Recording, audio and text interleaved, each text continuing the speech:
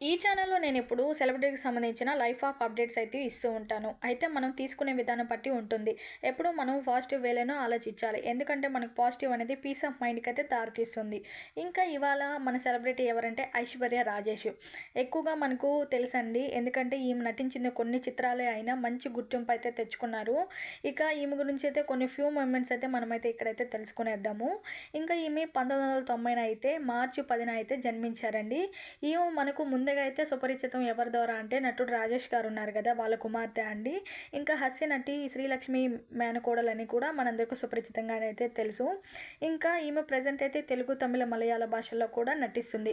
ఇంకా చిన్నప్పటి నుంచి అయితే కృషి, పట్టుదలతో అయితే వాళ్ళ నాన్న, ఇంకా మేనత్త ఇంకా అన్నీ చూస్తూ అయితే అలా నటననైతే అలవరుచుకున్నారు. ఇంకా డాన్స్ కూడా చాలా బాగా అయితే వేస్తారు.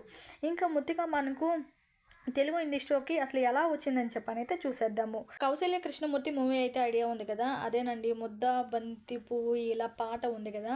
అలా చెప్తే మీకు అర్థం అవ్వచ్చు. సో, ఆ సినిమాతో అయితే మన ముందుకైతే టాలీవుడ్‌లోకైతే ఎంట్రీ అయితే ఇచ్చేశారు. ఇంక మొత్తానికైతే ప్రెజెంట్ అయితే వరుస సినిమాలతో కొంచెం కొంచెం బిజీగా అయితే ఉన్నారు. ఇంకా 'the great Indian kitchen' movie గుర్తుందా? దాంట్లో ఒక లేడీగా ఫైట్ అయితే చేసి మంచిగా అయితే గుర్తింపు అయితే తెచ్చుకున్నారు. ఇంకా రీసెంట్‌గా వచ్చిన మూవీ ఏంటంటే 'సంక్రాంతికి వస్తున్నాం.'